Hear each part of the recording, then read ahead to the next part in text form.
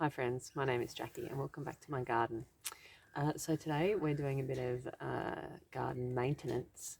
One of the garden beds has been seriously, well, it's been on its way out for a while, but we've had a lot of rain in the last month and it's been completely eroded out.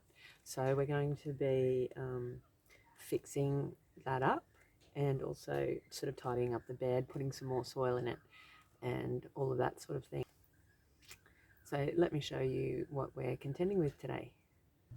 So this is actually the main issue here. There used to be a post here and it's rotted away. So we're going to be fixing these in where they're supposed to sit, and then obviously all of this has eroded out with all the rain, so we're going to fill all that up. So let's get into it. It is quite difficult to see here, but there is a second board underneath that the top board sits on top of. And so because this had been eroding for a while, there was quite a lot of dirt sitting on top of that board and kind of jutting out from their garden bed. So we just had to clean away any of the plants or dead plants and just make it so that that top board sat really nicely on top.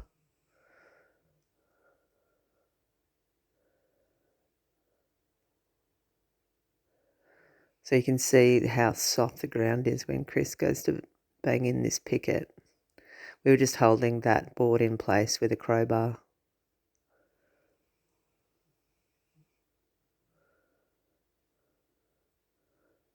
But it turned out to be a lot easier than I thought. So a lot of this has actually rotted away. So we're just trying to put this in. We're just going to saw this off here and put this in just to hold all the dirt in. Otherwise, exactly the same thing is going to happen again. All the water's going to run out and take all the soil with it. So we're just getting a saw to do that. Yep.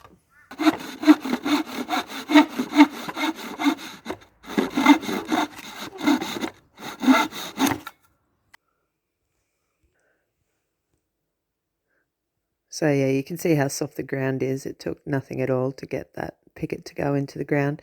So now we've basically just got to fill in the gaps that, that there were quite a few deep gaps on the side of the bed, in between where the board was and the actual soil.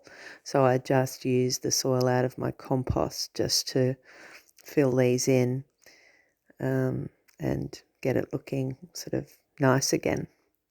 So then in that top corner that you can't actually see very well here, my dog has dug a great big hole. So I was just trying to scrape the soil back into that hole. And I put quite a lot of compost in there, but it also needed, those plants have been kind of engulfed by all of her soil.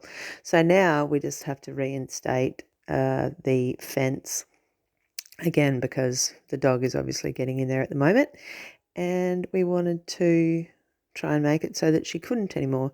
And there's a bay tree at the back there that has these suckers that keep shooting out from the retaining wall at the back.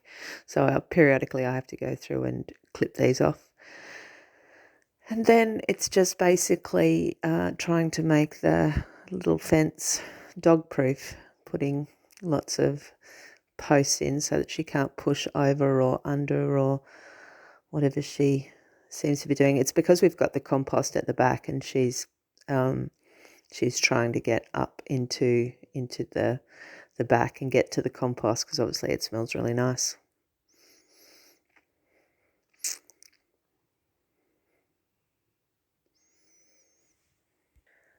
So then it was just a matter of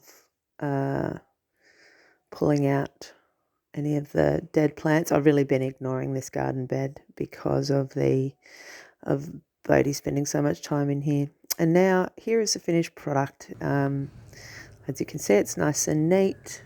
The pickets are holding it in place, and we've filled in any holes. It looks a bit bare because, as I say, I really haven't been doing anything in this bed because Bodhi's been spending such a lot of time in there. But it's all fixed and ready for some plants to go in.